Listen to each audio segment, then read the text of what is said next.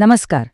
आज आपण एका अशा वलयांकित नेतृत्वाची आणि त्यांच्या परिवाराची गोष्ट उलगडणार आहोत ज्यांनी खऱ्या अर्थाने इतिहास घडवला. आपण नेहमी छत्रपती शिवाजी महाराजांचा पराक्रम ऐकत आलोय, पण आज आपण त्यांच्या या ऐतिहासिक स्वप्नाला ऊर्जा देणारी त्यांच्या कुटुंबाची परिसंस्था नेमकी कशी होती हे जरा वेगळ्या आणि सोप्या पद्धतीने समजून घेणार आहोत. चला तर मग आजच्या या विश्लेषणात थेट प्रवेश करूया. ही कथा आहे एका स्वप्नाची. आता विचार करा, हे केवळ एक वाक्य नाहीये. हे एक असं स्वप्न होतं ज्याने शेकडो वर्ष अंधारात आणि गुलामगिरीत खितपत पडलेल्या जनतेला स्वातंत्र्याचा म्हणजेच स्वराज्याचा एक लख्ख प्रकाश दिला. आणि हे समजून घेणं खूप महत्वाचं आहे की हे स्वप्न ना फक्त एका माणसाची महत्वाकांक्षा होती, ना सत्तेची लालसा. हे एका संपूर्ण परिवाराचं सामूहिक मिशन होतं. असीम त्यागातून हे सगळं सत्यात कसं उतरलं हे पाहणं खरोखरच अंगावर काटा आणणारं आहे. भाग 1. सिंहाची मुळे आणि या आख्यायिकेचा पाया. तर ह्या महान पर्वाची आणि अतुलनीय आख्यायिकेची सुरुवात नेमकी कुठे आणि कशी झाली हे आधी आपण समजून घेऊया. वर्ष होतं 1630. शिवनेरी किल्ल्यावर एका अशा सिंहाचा जन्म झाला ज्याने पुढे जाऊन संपूर्ण भारताचा इतिहासच बदलून टाकला. पण असा अफाट पराक्रम काही शून्यातून किंवा एका रात्रीत उभा राहत नाही ना. बरोबर, त्यांचा हा अतिशय भक्कम पाया त्यांच्या मातापित्यांच्या 2 परस्पर भिन्न पण एकदम अचूक जुळून आलेल्या संस्कारांमधून रचला गेला. आता हेच बघा ना, हे संस्कार किती परिपूर्ण होते. एका बाजूला त्यांच्या आई म्हणजेच राजमाता जिजाबाई, ज्यांनी रामायण आणि महाभारताच्या शौर्यकथा सांगून बालशिवबांच्या मनात स्वराज्याचं अगदी पक्क वैचारिक आणि नैतिक बीज रोवलं. आणि दुसऱ्या बाजूला त्यांचे वडील अत्यंत पराक्रमी सरदार शहाजीराजे भोसले, ज्यांनी राजकारण आणि युद्धकलेचा धगधगता वारसा आपल्या या पुत्राला दिला. सभासद बखर आणि जदुनाथ सरकार यांच्या नोंदी वाचल्या की लक्षात येतं आईची दूरदृष्टी आणि वडिलांचा लष्करी वारसा यांचा हा किती अप्रतिम संगम होता. पुढे जाऊया भाग 2 कडे. भक्कम स्तंभ म्हणजेच भावंडे आणि सोबती. छत्रपती शिवाजी महाराज हे काही एकटे लढत नव्हते. ही लढाई म्हणजे त्यांच्या भावंडांच्या अफाट बलिदानावर उभी राहिलेली एक भव्य इमारत आहे. आता हा घटनाक्रम जरा बारकाईनं समजून घ्या.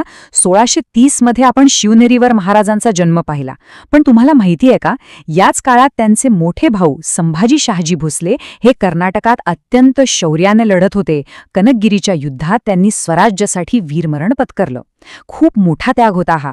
त्याचबरोबर त्यांचे आणखी एक बंधू एखोजीराजे भोसले यांनी तंजावरमध्ये मराठा सत्तेची पाळेमुळं अगदी घट्ट रोवली. चिटणीस बखर आणि दक्षिणेतील फारसी नोंदी आपल्याला स्पष्टपणे सांगतात की ह्या कुटुंबाचा पराक्रम असा एकाच जागी मर्यादित नव्हता, तर त्याचा विस्तार संपूर्ण भारतभर पसरत होता. इथे आणखी एका व्यक्तीचा उल्लेख करणं अत्यंत गरजेचं आहे, कारण कोणत्याही यशाचा आधार फक्त रणांगणावर नसतो. महाराजांच्या जीवनात सहीबाईंचं स्थान खूप खूप मोलाचं होतं. त्या अत्यंत शांत, समजूतदार आणि महाराजांच्या मनाच्या सर्वात जवळच्या व्यक्ती होत्या. इतक्या धक्काधकीच्या आणि युद्धाच्या काळात त्या महाराजांची एक भक्कम भावनिक ताकद बनून राहिल्या. एका महानायकाच्या पाठीशी असलेली ही एक शांत पण तितकीच प्रबळ शक्ती होती. भाग 3. साम्राज्याचे वारसदार आणि पुढची पिढी.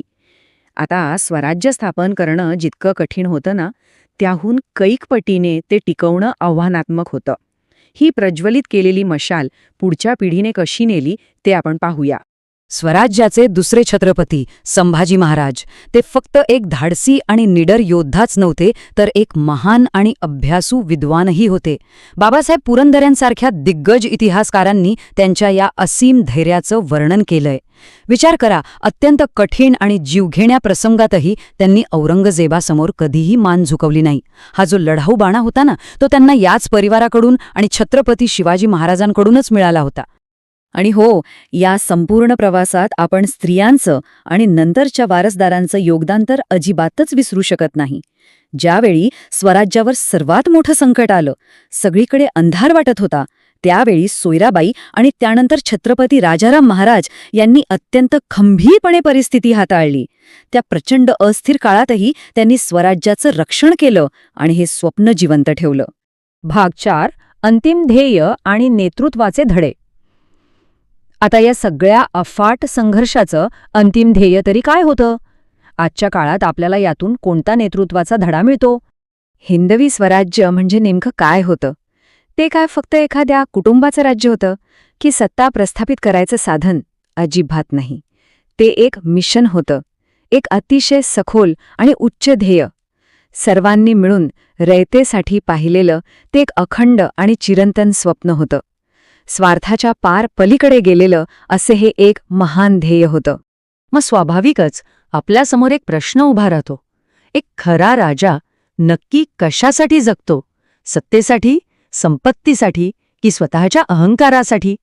तर याचं उत्तर आपल्याला महाराजांच्या मूळ शिकवणीतून अतिशय स्पष्टपणे मिळतं. राजा तोच असतो जो केवळ आणि केवळ आपल्या रयतेसाठी लढतो. आणि त्यांच्या संपूर्ण परिवाराने हे सिद्ध करून दाखवलं की त्याग, शौर्य आणि निष्ठा म्हणजे खऱ्या अर्थाने काय असतं. म्हणूनच आजही सह्याद्रीतल्या प्रत्येक किल्ल्याचा दगड आणि इथल्या मातीचा कणकण त्यांच्या या निस्वार्थ पराक्रमाची साक्ष देत उभा आहे. खऱ्या नेतृत्वाची हीच तर ओळख आहे. जाता जाता मी तुम्हाला एका अत्यंत प्रभावी विचारासोबत सोडून जाणार आहे. स्वराज्याचा विचार. ही कथा इथे संपत नाहीये, कारण छत्रपती शिवाजी महाराज हे केवळ इतिहासाच्या पानांवर नोंदवलेलं नाव नाहीये, तर तो एक जिवंत सळसळता विचार आहे. एक असा विचार जो आजही आपल्याला अन्यायाविरुद्ध लढण्याची आणि स्वतःचं भक्कम ध्येय उभारण्याची ताकद देतो. हा विचार आपण आजच्या काळात आपल्या आयुष्यात कसा अंमलात आणू शकतो याचा नक्की विचार करा. पुन्हा भेटूया अशाच एका नव्या विश्लेषणासोबत. तोपर्यंत हा ज्वलंत विचार मनात असाच तेवत ठेवा.